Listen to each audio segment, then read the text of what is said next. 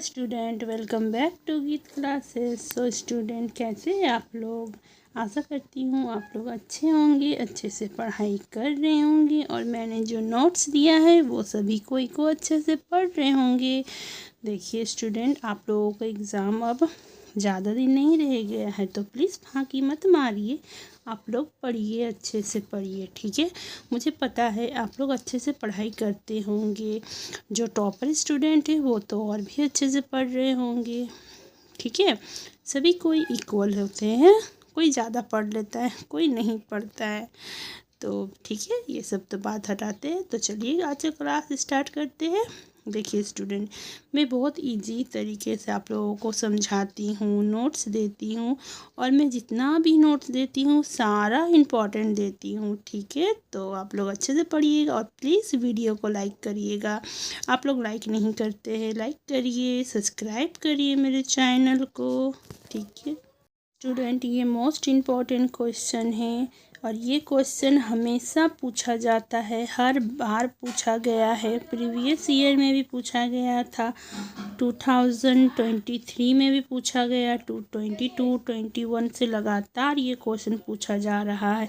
और हाँ, मैं एक बात आप लोगों को बताती हूँ, जब मैं 12th की एग्ज़ाम दी थी ना, तब भी ये क्वेश्चन पूछा गया था।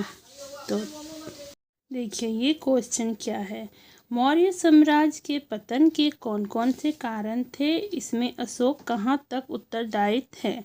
मतलब मौर्य साम्राज्य का जब पतन हुआ था उसका क्या कारण था, पतन होने का मतलब ख़त्म होने का कारण क्या था, और इसमें अशोक कहाँ तक उत्तरदायी है, मतलब कहाँ तक वो जिम्मेदार है, कहाँ तक वो लेके गया, ठीक है। तो इसका आंसर देखिए, मौर्य साम्राज्य के पतन के निम्नलिखित कारण थे। मौर्य साम्राज्य का पतन का निम्नलिखित कारण था, ठीक है। चलिए देखिए, फर्स्ट पॉइंट है इसका, कमज़ोर उत्तराधिकारी। कमज़ोर उत्तराधिकारी मतलब कमज़ोर था, जो उत्तराधिकारी जो बना था ना वो कमज़ोर था, ठीक है, वो चला नहीं पाया। देखिए, अशोक के बाद दशरथ संप्रति और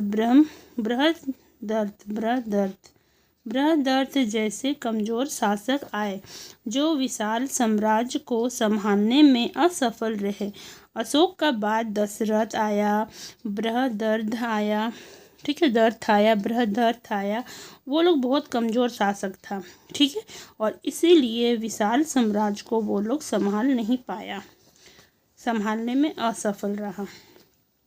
तो इसका पॉइंट आप लोग देख लीजिए, कमज़ोर उत्तराधिकारी। अगर कोई कमज़ोर रहेगा मतलब संभालने उसको नहीं आएगा कोई साम्राज्य को, तो साम्राज्य तो नष्ट हो ही जाएगा ना। तो आप लोग लिख सकते हैं इस तरह से भी बना के भी, अशोक के बाद दशरथ संप्रति और बृहदर्थ जैसे कमज़ोर शासक आए, जो विशाल साम्राज्य को संभालने में असफल रहे। ये फर्स्ट पॉइंट है। इसमें दूसरा पॉइंट है, आप लोग लिखिएगा, उत्तराधिकारी का अभाव। मौर्य साम्राज्य में उत्तराधिकारी तय करने का कोई स्पष्ट नियम नहीं था, ठीक है। मतलब मौर्य साम्राज्य में उत्तराधिकारी जो तय करता था ना, तो उसका स्पष्ट नियम नहीं था। राजकुमारों के बीच झगड़े और षड्यंत्र राजमहल को कमज़ोर करते गए, ठीक है। उन लोग का षड्यंत्र झगड़ा करते करते राजमहल को कमज़ोर कर दिया गया, ठीक है। तो मैं फिर से एक बार पढ़ देती हूँ। मौर्य साम्राज्य में उत्तराधिकारी तय करने का कोई स्पष्ट नियम नहीं था। राजकुमारों के बीच झगड़े और षड्यंत्र राजमहल को कमज़ोर करते गए। पॉइंट है आंतरिक विरोध। अब तीसरा पॉइंट में आप लोग लिखिएगा, आंतरिक विरोध। अशोक की मृत्यु के बाद प्रांतों के गवर्नर ने बगावत कर स्वतंत्रता प्राप्त कर ली, जैसे गंधार और कश्मीर, ठीक है। आंतरिक विरोध, अशोक की मृत्यु के बाद प्रांतों के गवर्नर ने बगावत कर स्वतंत्रता प्राप्त कर ली, जैसे कंधार और कश्मीर। क्लियर है, ठीक है। चौथा पॉइंट है विदेशी आक्रमण। ग्रीक और प्राचीन आक्रमणों ने साम्राज्य को बड़ा नुकसान पहुंचाया। पॉइंट है विदेशी आक्रमण। ग्रीक और पार्थियन आक्रमणों ने साम्राज्य को बड़ा नुकसान पहुंचाया। ठीक है, ये 4th पॉइंट है। अब 5th पॉइंट है आप लोगों का धन की कमी।